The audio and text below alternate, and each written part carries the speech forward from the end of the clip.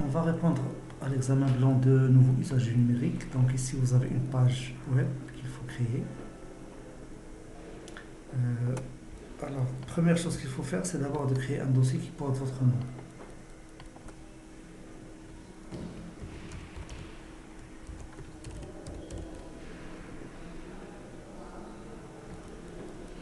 Ensuite, vous tapez ici CMD. Donc ça vous permet d'ouvrir la ligne de commande sur votre dossier. Ensuite, code. Point. Ça vous permet d'ouvrir Visual Studio Code sur votre dossier. Donc automatiquement, votre dossier est ouvert avec Visual Studio Code. Donc ici, par défaut, vous avez un dossier vide. Je vais ajouter un fichier index.html. Point d'exclamation entrée, ça vous donne la structure de votre page web. Et j'ajoute un dossier CSS dans lequel je vais mettre un fichier style.css.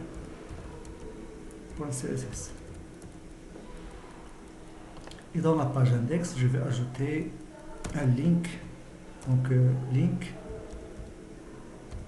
de .css, donc ça vous donne la valise CSS. Ici, il suffit de changer le chemin de votre fichier, donc il faut mettre CSS, entrée, entrée. Donc ça vous donne css/style.css. Donc référence vers votre fichier CSS que vous avez ici. Alors tout d'abord, la première chose que vous avez, c'est la structure. Donc vous avez le header et vous avez le main. Donc le header, c'est ça. Et le main, c'est ceci. Alors maintenant, pour le header, qu'est-ce que vous avez dans le header? Vous avez une valise H1. H1 dans laquelle vous avez restaurant gourmet. Restaurant gourmet. Et je vais aller dans style. Je vais mettre. Donc ce qu'on va mettre dans style, c'est la chose suivante. Donc d'abord, la première chose, c'est body. Donc toujours dans body, il faut mettre un margin 0 et un padding 0. Pixel, pixel. Toujours pourquoi? Parce que le navigateur, parfois, il ajoute un margin et un padding. Ensuite, dans le header, donc je vais mettre un background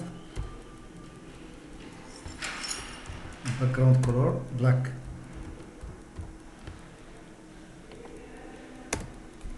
Et la couleur du texte, donc ça va être white.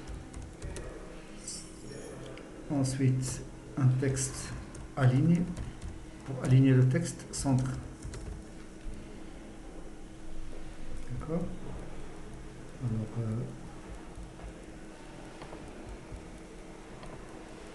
vous voyez, donc ici vous avez l'arrière-plan il est noir, le texte il est blanc.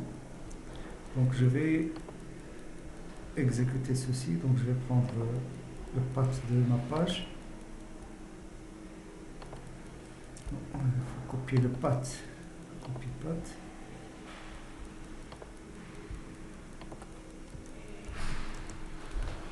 Donc vous avez ceci. Donc maintenant il va falloir ajouter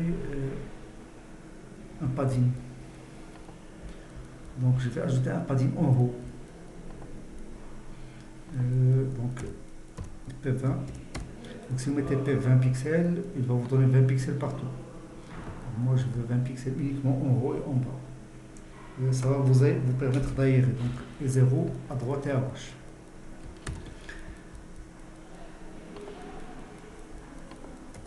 Donc vous voyez ici le padding haut et bas, vous avez 20 pixels. Donc ici vous n'avez pas besoin du padding puisque vous avez toute la page. Alors maintenant on va passer à H1. H1, donc je vais mettre un margin 0.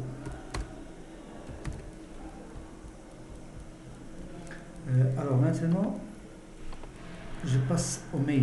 Donc ici vous avez un H2 et vous avez des boutons.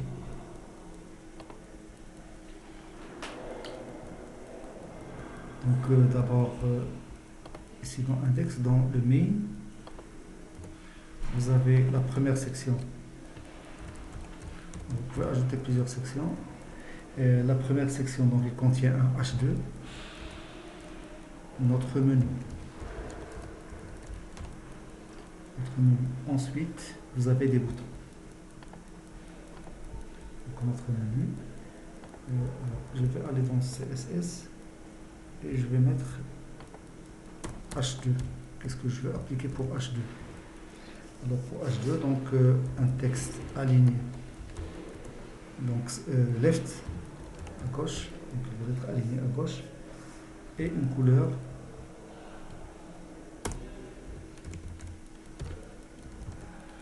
black.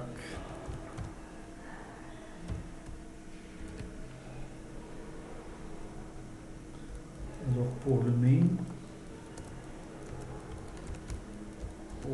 donc je vais mettre un padding par exemple de 20 pixels. Comme ça, donc vous allez avoir cet effet. Donc vous voyez qu'il y a un petit espace entre cette bordure là et le début de notre menu. Donc le main il est là, il commence ici. Alors ensuite,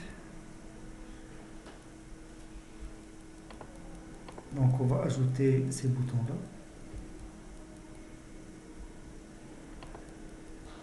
Donc tous entrées, etc. Alors ces boutons, on va les ajouter juste après le H2.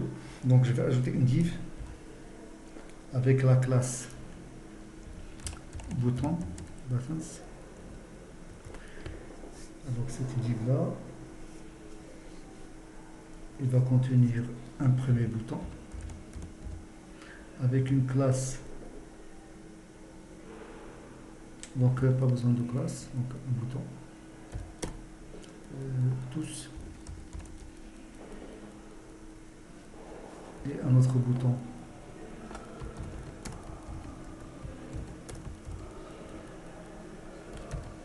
Entrée. Ensuite, dessert. Ensuite, plat principaux.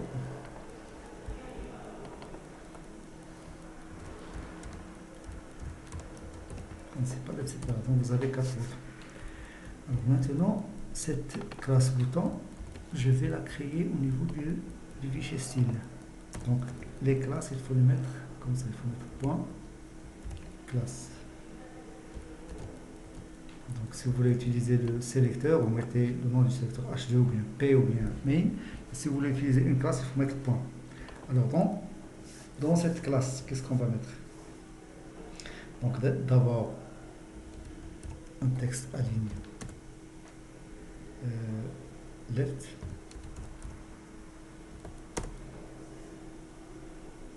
Ensuite un margin de 20 pixels 0. Donc ça veut dire que vous allez avoir un margin en haut, un margin en bas, mais à droite et à gauche vous n'avez pas le margin.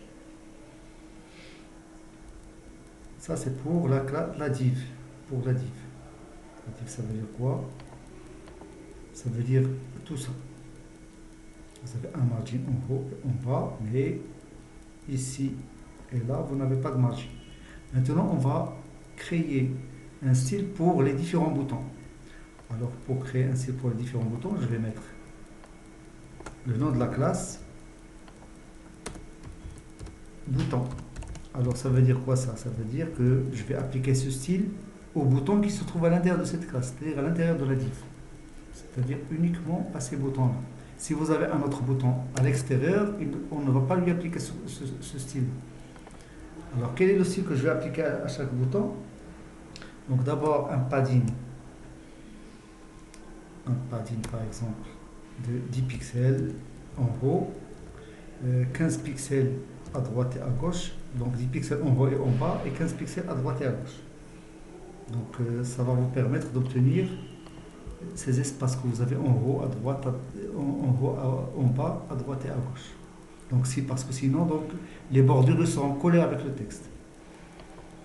Deuxième chose qu'on va faire, c'est qu'on va définir par exemple un margin par exemple de 5 pixels. Partout, en haut, bas, droite et à gauche. Donc ça va vous permettre d'ajouter ces espaces-là déjà. Donc ces espaces en plus de l'espace en haut et en bas. Donc ces espaces-là, si vous ne mettez pas un margin, par exemple 5 pixels, les boutons seront collés les uns après les autres. Ensuite, border. Donc je ne vais pas mettre de bordure, non. Ensuite, un background color. Background color, black. Ensuite, une couleur de texte, white. Et un border radius. Un border radius de 5 pixels. Border radius de 5 pixels. Donc on va voir ça. Donc le border radius, vous l'avez ici. Les margins qu'on a ajoutés 5 pixels, ils sont là. D'accord. Alors ensuite, maintenant on va passer à la partie suivante. Donc qu'est-ce que vous avez ensuite ici? Vous avez des produits comme ça. Donc chaque produit, donc je l'affiche dans une carte comme ça. Donc ce sont des divs. Alors donc je vais passer à une autre section. Donc on a terminé la première section. On va passer à une autre section.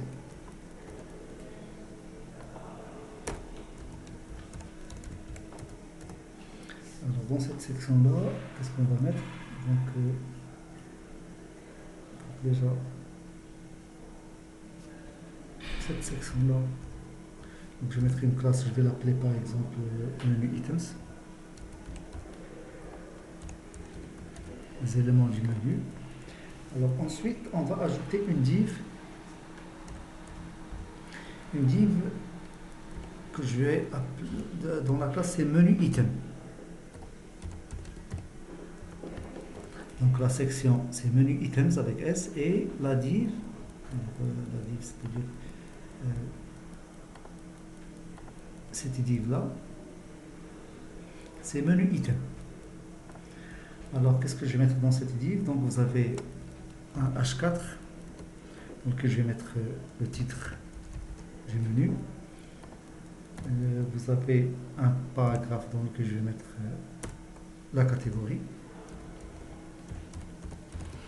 Et un autre paragraphe dans lequel je vais mettre le prix. Par exemple, 50,50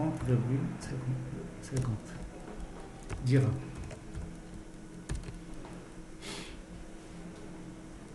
Alors, bien sûr, vous pouvez copier-coller cette div plusieurs fois.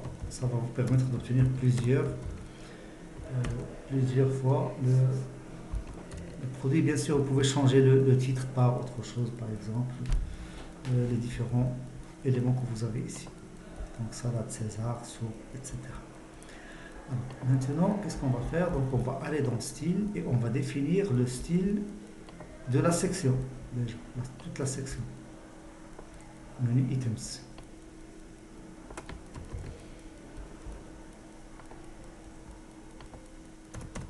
Donc, point menu items. Alors, qu'est-ce qu'on va définir pour menu items? Donc, vous avez d'abord, vous avez un display de type grid.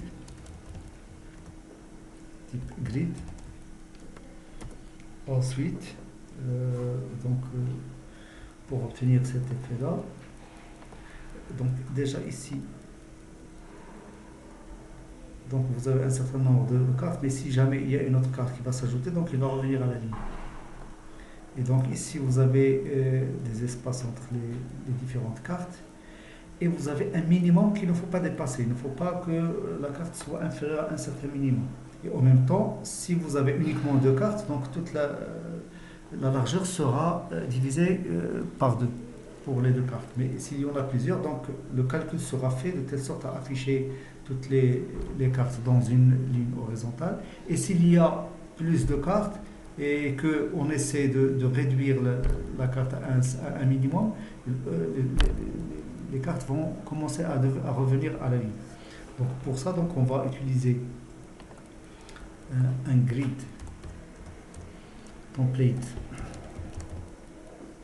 columns. Donc ici on va mettre repeat autofit virgule min max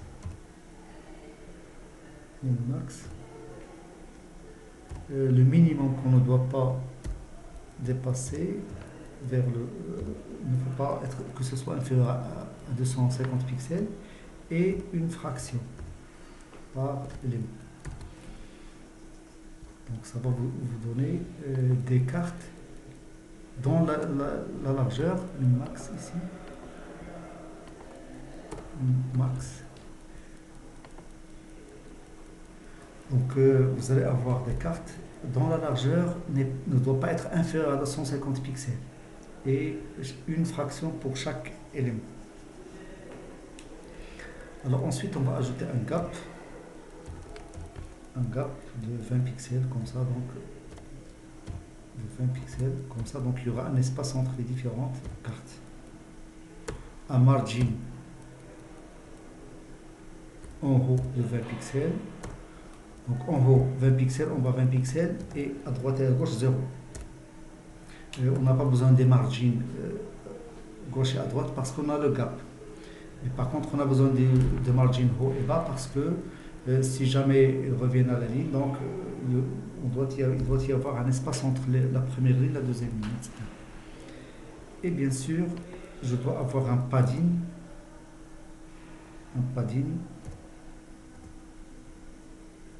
Par exemple, en haut, pas besoin du padding, donc, mais à droite et à gauche, 20 pixels. Comme ça, donc il y aura un espace entre la bordure droite et gauche et le texte qui se trouve à l'intérieur. Alors, donc ça, c'est pour menu items. Donc déjà, on va voir ce que ça va donner ici. Vous voyez ce que ça donne. Donc maintenant, il suffit de centrer. On doit centrer le texte que vous avez ici. Et en même temps, on doit faire apparaître des bordures pour chaque carte. Alors, pour cela, donc, je vais revenir à la ligne, ici. Point menu item. Menu item. Alors, pour menu item, donc, on va mettre un background color white.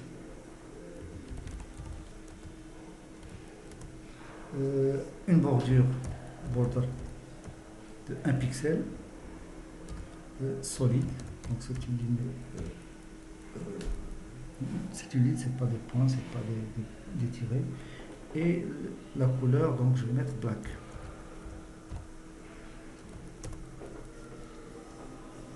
Un border radius de 5 pixels ou bien 8 pixels.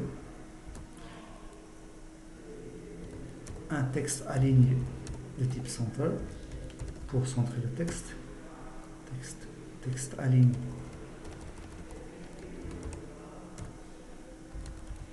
Center. Alors un padding pour chaque élément, donc on va avoir un padding à l'intérieur de la carte. Je dois avoir un padding, c'est-à-dire un espace entre la bordure et le texte, que ce soit en haut, en bas, à droite ou à gauche. Donc P par exemple 15 pixels. Et un box shadow pour ajouter des ombres pour chaque box shadow. Donc 0 pixels, 4 pixels. Donc si vous mettez deux valeurs positives, donc vous allez avoir les ombres à droite, en bas, mais vers la droite. Je peux ajouter un flou au niveau de flou. Généralement, l'ombre, il doit être un petit peu flou. Pixels. Et pour la couleur, donc je vais mettre un RGBA. 0,0,0 avec une transparence 0,1. Comme ça, donc, vous n'allez pas avoir un noir sombre, mais un noir qui est clair. Alors, on va voir ce que ça va donner. Alors, 8 pixels, c'est trop. C'est trop 8 pixels. C'est bon, 80 pixels. Je vais mettre 8. D'accord. Alors, donc, vous voyez ici, vous avez une bordure noire, solide. Vous avez un box shadow de 8 pixels. Vous avez un padding ici. Bien sûr, vous avez donc on n'a pas encore fait le. Donc on doit ajouter un style pour le H4, pour le titre de la carte. Donc pour faire ça, donc il faut mettre menu item H4. Alors pour le H4, je vais ajouter un margin. Margin 0 pixel, 0 pixel, 0 pixel, 0 pixel, 10 pixels. Donc comme ça, je vais ajouter une marge en bas. Donc pas de marge en haut, pas de marge à droite et à gauche, mais vous avez une marge en bas. Donc comme ça, je vais aérer le titre par rapport au paragraphe. Ensuite, la couleur. Donc la couleur, c'est un noir. Donc couleur, donc je peux la mettre explicitement. Black. Ensuite, la même chose pour le paragraphe. Pour le paragraphe P. Donc pour le paragraphe, on va mettre 5 pixels en haut pour aérer par rapport à notre titre. Donc 5 pixels en haut, 0 pixel à droite, 5 pixels en bas, 0 pixel à gauche. Et la couleur également. Alors maintenant, le menu item. Donc menu item.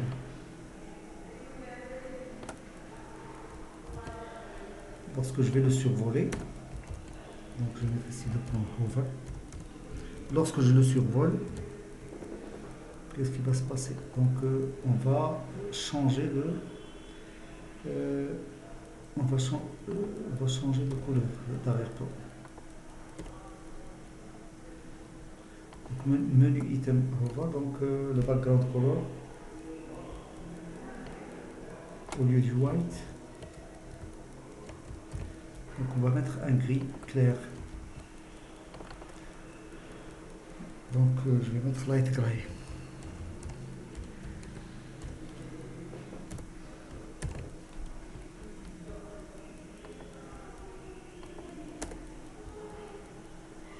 Donc chaque fois que je survole une carte, donc elle change de couleur. Donc c'est tout ce que nous avons dans ce TP. Alors la même chose pour ces boutons là. Donc déjà ici on va changer le pointeur pour le bouton.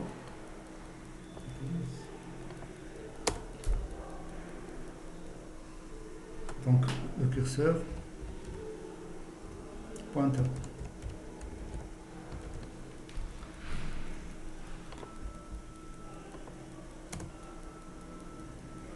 Donc vous voyez, donc le pointeur c'est une main. Et en même temps je vais changer un petit peu la couleur lorsque je survole avec la souris. Alors comment on va faire ça? Donc on va mettre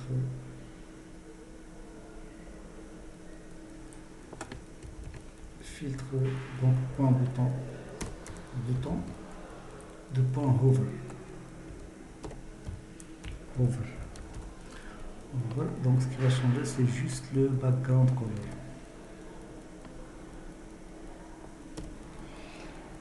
Alors, vous pouvez mettre par exemple un gray.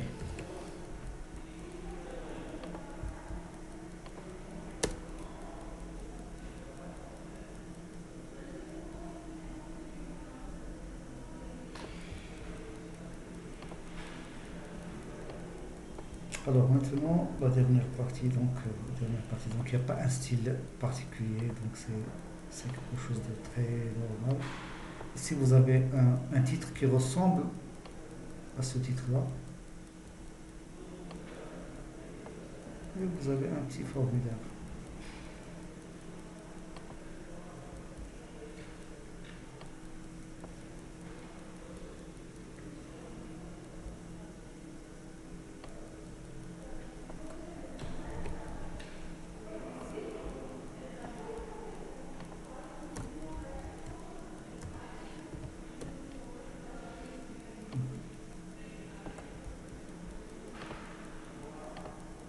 Laissez un avis.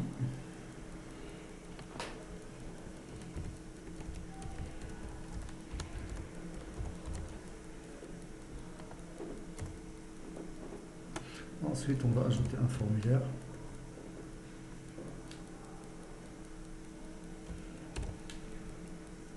Dans ce formulaire, donc, on va mettre un input de type texte.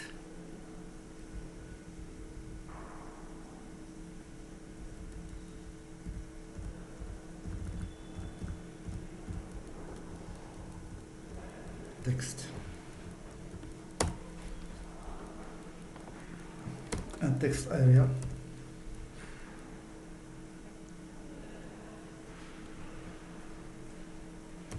Par exemple, le colonne. Vous pouvez mettre ce que vous voulez ici. Et à la fin, vous avez un bouton. Button. Submit. Envoyer.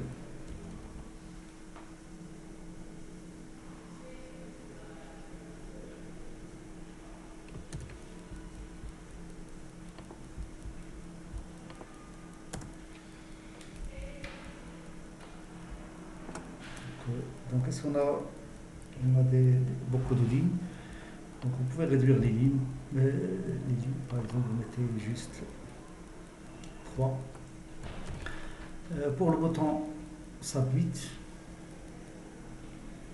donc qu'est-ce qu'on va faire? On va mettre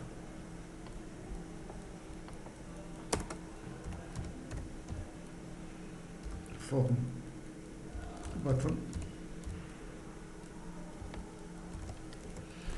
Alors, qu'est-ce qu'on va mettre comme style? Donc, je vais mettre le même style que ce qu'on a dans ce bouton-là. Comme ça, donc, juste un copier-coller.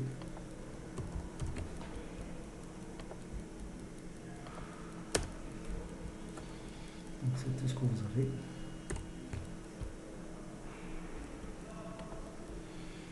Bon.